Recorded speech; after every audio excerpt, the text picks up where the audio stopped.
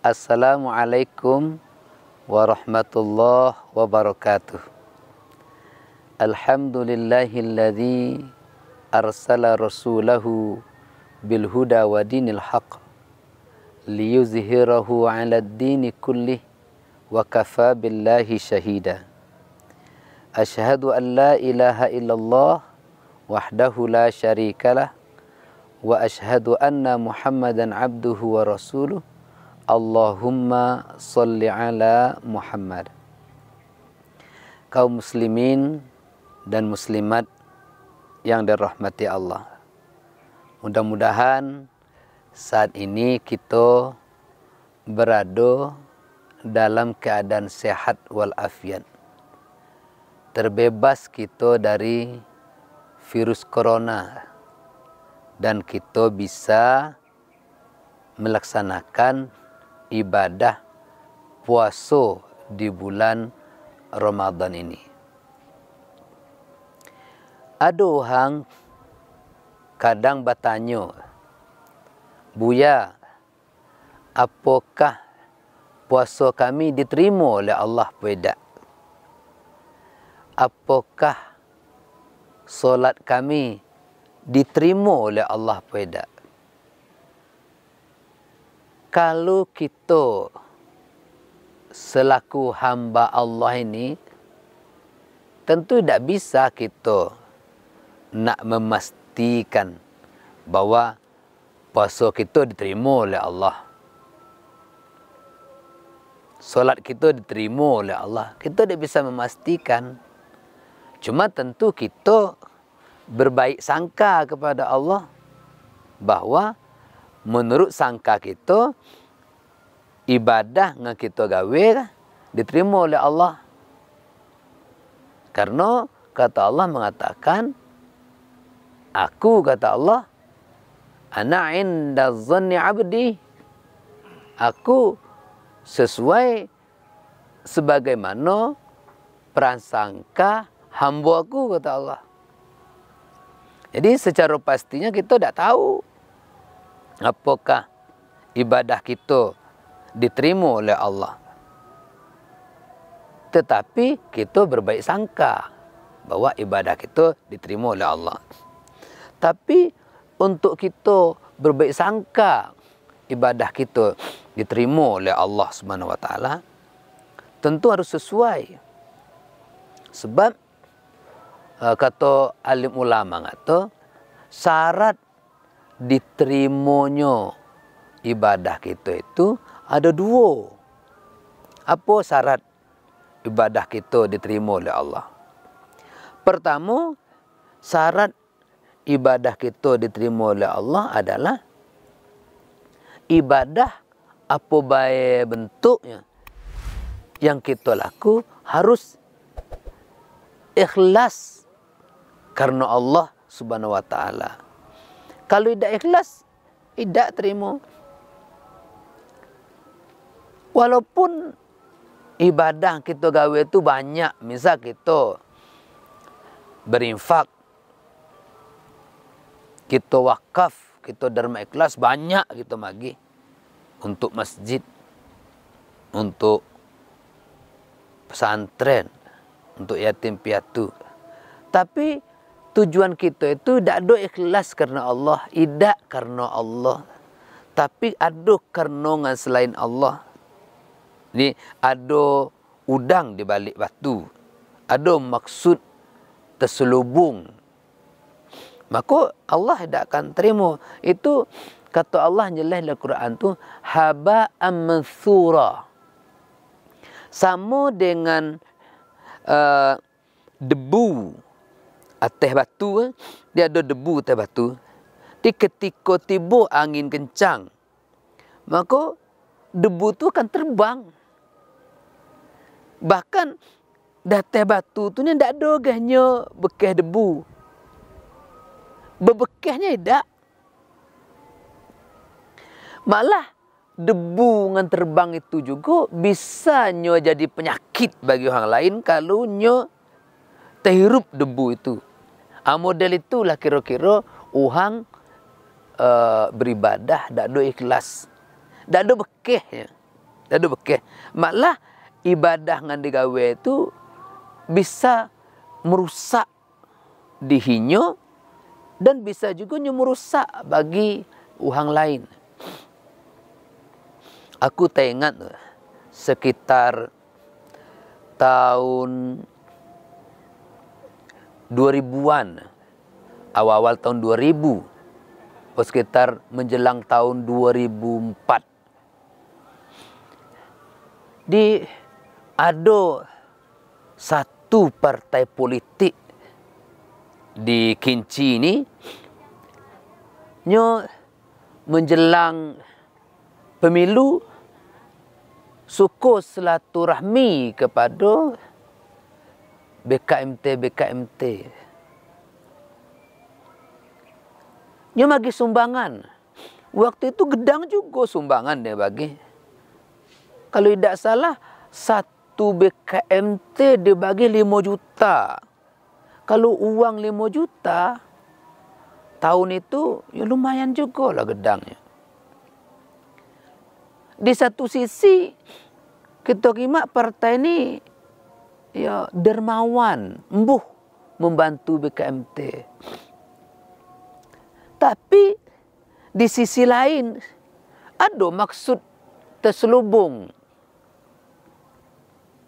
Di kimak waktu itu anggota BKMT itu memakai pink partai itu. Tidak usah lah kita sebut partai apa. Maka pink partai itu. Dia seolah-olah anggota BKMT ini lah masuk partai itu. Kalau padahal BKMT itu independen. Tak boleh ada partai yang mengendalikan BKMT itu, tidak boleh.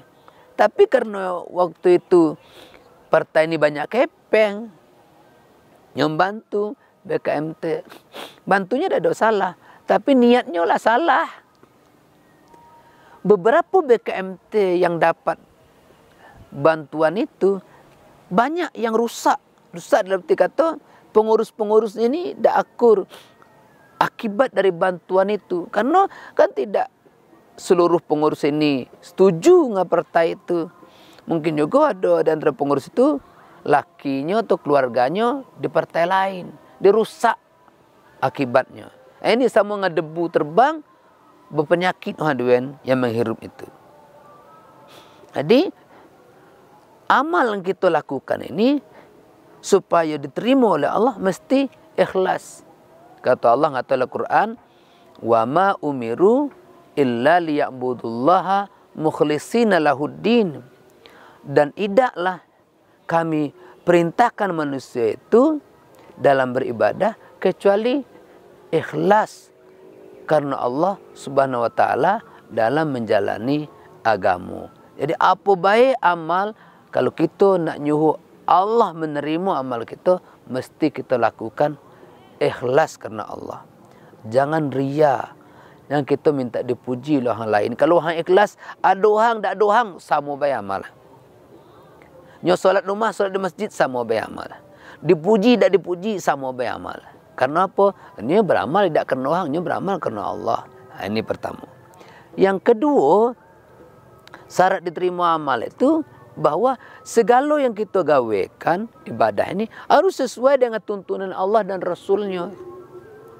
Kalau tidak sesuai dengan tuntunan Allah dan Rasul, tidak akan terima oleh Allah. Karena tidak sesuai. Jadi apabila sesuai, dia tidak melakukan amal bid'ah. Ya. Kullu bid'ah dalalah wa kullu dalalah finnar. Setiap gawe yang tidak ada tuntunannya dari Nabi, tidak ada perintah dari Allah dan tuntunan dari Allah, ibadah itu gawe dimena-mena, gawe dibuat-buat. Maka apabila ibadah dimena-mena, ibadah dibuat-buat, tak ada tuntunan dari hadis, tak ada tuntunan dari Al-Quran, itu dolalah, finnar, sesat dalam neraka. Cuman harus kita ingat, kalau ada perbedaan khilafiyah bukan berarti bid'ah. Misalnya kunut subuh. Ada orang maca kunut subuh. Ada orang edak kunut subuh. Jangan pula orang edak kunut subuh ngata kunut itu bid'ah. Tidak. itu khilafiyah, perbedaan pendapat itu biasa baik, perbedaan pendapat. Ada tarawih, dua-dua, satu salam. Ada tarawih 4-4, satu salam. Itu bukan bid'ah, itu khilafiyah, berbeda pendapat, beda-beda mazhab, biasa baik. Yang bid'ah itu misalnya ada orang yang subuh, solat subuh 3 rakaat, itu kalau lain.